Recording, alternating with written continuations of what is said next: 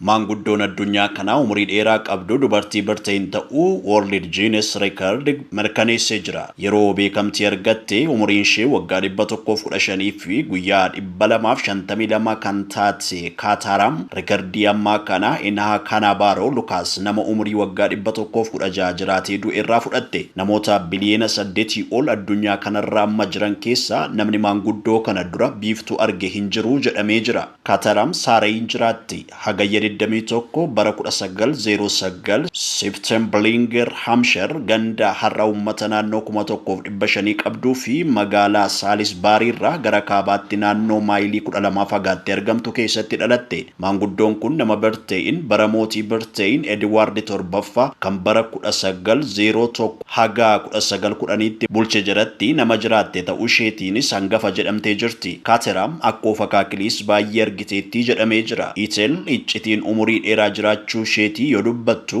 sammuu nagaa qabaachuu isheeti. Gonkumaa nama waliin hin falmu nan dhaggeeffadhaa waan natti tole nan hojjedhaa jetti. Wantoota xixiqqoo irratti waan hin dhiphanneef dhiphinaa fi wal dhabdee irraa fagaachuun umurii dheeraa fi gammachuun akka jiraattu akka ishee gargaares dubbattee jirti. Dargaggummaa isheetti biyya Hindiitti nama daa'ima kunuunsitu taatee hojjettee boodarraa muummee waraanaa Birteenitti heerumte. Gara UK'tti osoo hin deebi'in dura biyyoota addunyaa keessaa bakkeewwan akka Hong Kongii fi Gibraltar keessa socho'aa turte. Amma mana kunuunsaa Saray England keessa jiraatti. Dhiyeenya kana guyyaa dhaloota ishee waggaa 115ffaa yeroo kabajjus mootii Charles sadaffaarraa ergaan baga gammaddan jedhu ishee qaqqabee jira. UPI'n wabeeffanne.